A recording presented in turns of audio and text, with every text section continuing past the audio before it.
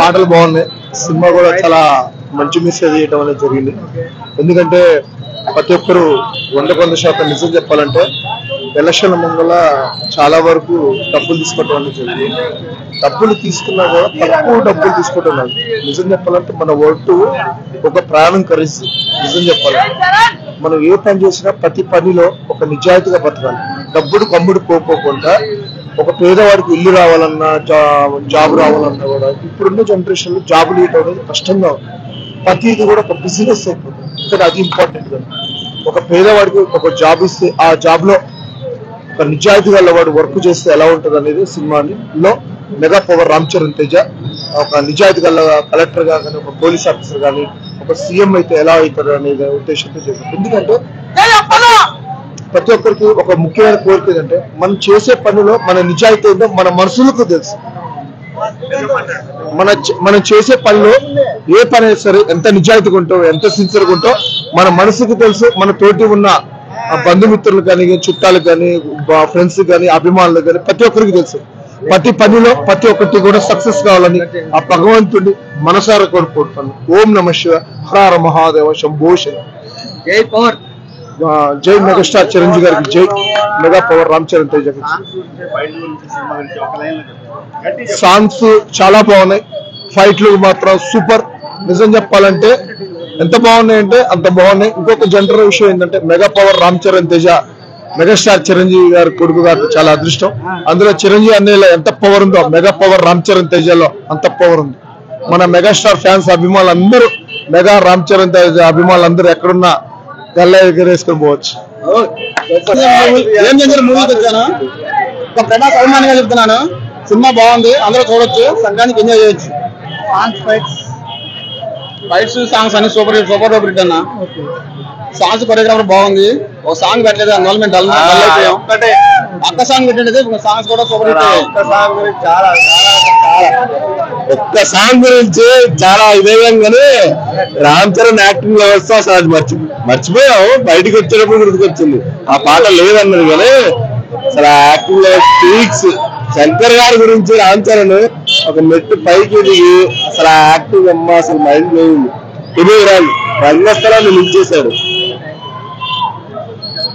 ప్రజలు ఒకటి మాట చాలా గ్రేట్ఫుల్ గా చెప్పాల్సిన మాట ఒకటి ఉంది. అది కొరియోగ్రఫీ అండి. మన జానీ మాస్టర్ అయితే ఒక రేంజ్ అంటే ఆయన ఏమంటారు, అది ఐకానిక్ స్టెప్స్ అంటారు కదా. ఒక అది గ్రేట్ఫుల్ గా చాలా అంటే చాలా హైలైట్ఫుల్ గా ప్రతి ఒక్క ఫ్యాన్ కూడా ఇప్పుడు అక్కడ ఎంత హ్యాపీగా గ్రేట్ఫుల్ గా చేస్తూ ఉన్నారో మీరు చూపించాలి. ప్రతి ఫ్యాన్ కూడా మా రామ్ చరణ్ ఇది ఒక ఐకానిక్ స్టెప్స్ చేసి రేంజ్, మెగా రేంజ్ లో కూడా హైలైట్ గా చాలా అంటే చాలా ఒక ఇది చేసి ఉన్నారు. అది కాకుండా శంకర్ గారి డైరెక్షన్ అంటే అబౌవ్ అది ఒక ఐకానిక్ గా ఉంటుందని చెప్పి మనం లాస్ట్ ఫిల్మ్స్ జెంటల్మెన్ కానీ ఇంకా భారతీయుడు కానీ అలాంటి ఫిల్మ్స్ చాలా ఉన్నాయి. అలా మిగిలిపోయే ఫిల్మ్ లాగా ఇది చాలా అంటే చాలా హైలైట్ గా మామూలు కాదండి. మేము లోపల బ్రో మాకు పేషెన్స్ లేదు అరవడానికి. మామూలుగా ఇంకా అలా ఉంటది.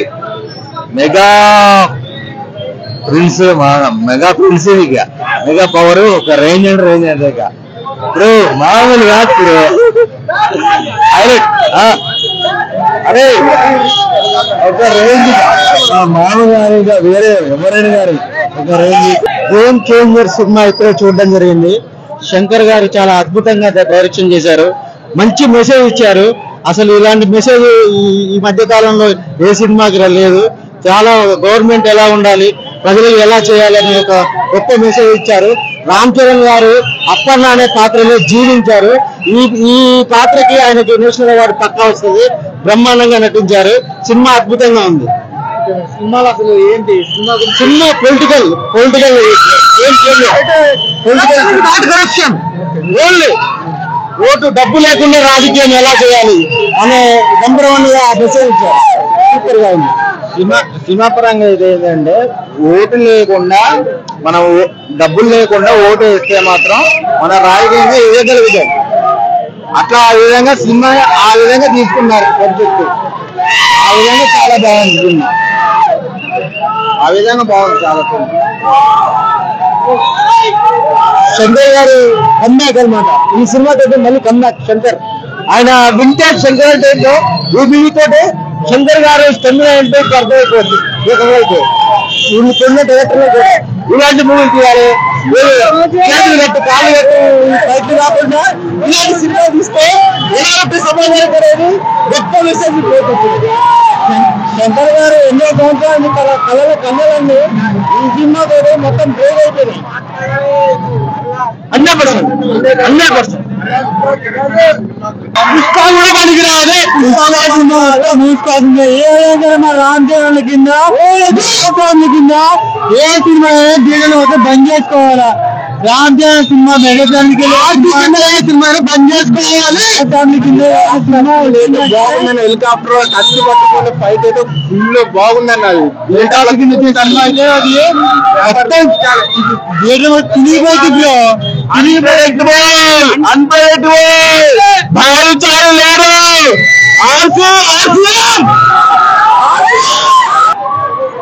అది నేను వాస్తవంగా నేను ఎంటర్ కాదండి. ఈ సినిమా చూస్తే ఎవరైనా అయిపోతుంది రంజాన్ సార్ పక్కా అది అర్థం లేదండి. మరో చరిత్ర అంతే, రక్త చరిత్ర ఏమైంది మైండ్ బ్లోయింగ్. ఆ సినిమా చూస్తుంటే నాకు ఆ టైంలో ఉంది. ఆ యాక్షన్ వదిస్తారు నేషనల్ ఇంటర్నేషనల్ వస్తుంది సార్ అవార్డు. ఏంటండి అది రామ్ చరణ్ గారు ఆ సాంగ్ పెట్టలేదు, నాకు బాగా అనిపించింది. అది ఒక్కసారి అన్నగా ఒకసారి రండి. ఒక్కటే ఉంది తప్ప యాక్టింగ్ మర్చిపోయినాం మనం కూడా. యాక్టింగ్ వల్ల మర్చిపోయారు. సూపర్. ఆ సినిమా గురించి చెప్పడం కాదు కానీ చూస్తారు మీరు సినిమా కాదు. ఆ ఎలివేషన్స్ కానీ శంకర్ గారు మరొక చెప్పలేము. అది చెప్పలేకూడదు. మీరు డైరెక్ట్ చూడాలి. మీరు చూడాలి. మా బావగారు వచ్చారు దగ్గర కదా ఒకసారి